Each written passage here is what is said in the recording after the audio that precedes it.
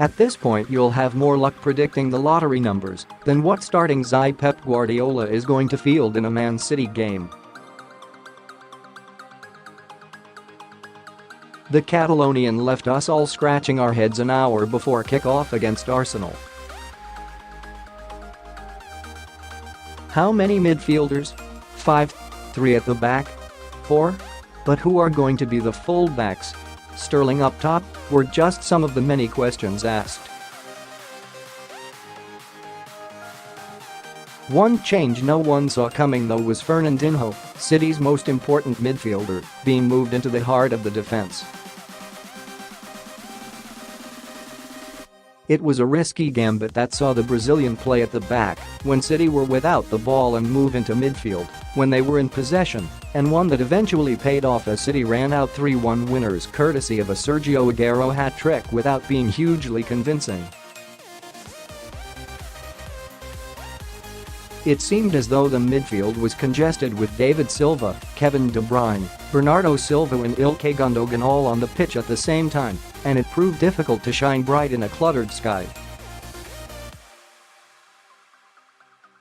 City did dominate the second half as Arsenal melted away, but from the time between Laurent Koscielny's equaliser to when Aguero restored the lead, City were often nervy and slack on the ball.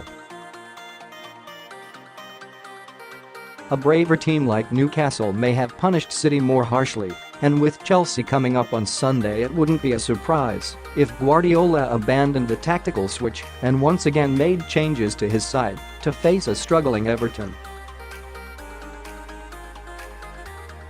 Everton have been in dire form of late, only winning 3 of their last 9 Premier League games and crashing out of the FA Cup to Championship outfit Millwall.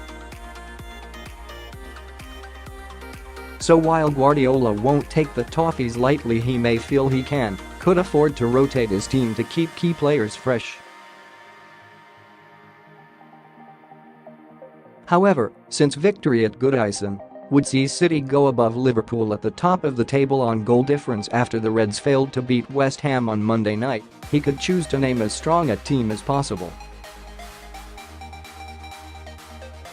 Ederson will undoubtedly start in goal with Walker and Otamendi potentially retaining their places. Laporte was shifted out to the left to accommodate Fernandinho, and it worked a treat as he set up the opener after a minute. It was a very solid defensive performance too, which could make the Frenchman Guardiola's most reliable left-back with Benjamin Mendy's continued absence, although Guardiola didn't say Mendy was unavailable for the game in his press conference.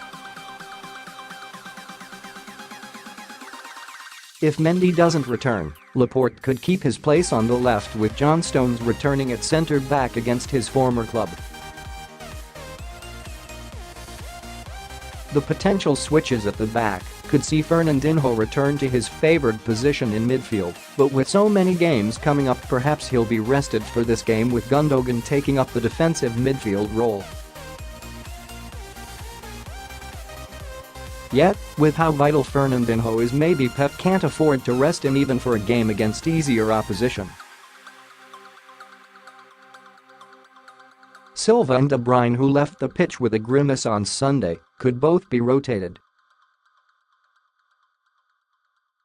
They've both played a lot of minutes lately, with De Bruyne still shaking off the rust after so long on the sidelines, so Bernardo and Gundogan could fill in for the pair in midfield.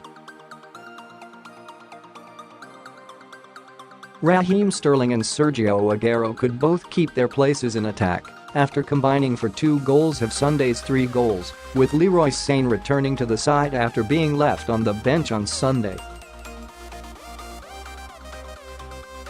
This team would see City return to a more typical formation with a settled back four instead of Fernandinho playing between the lines of midfield and defense.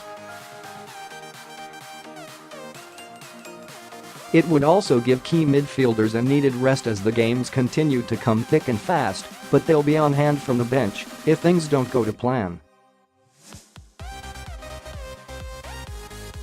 Predicted side: Ederson, Walker, Stones, Otamendi, Laporte, Fernandinho, Bernardo, Gundogan, Sterling, Aguero, Sane.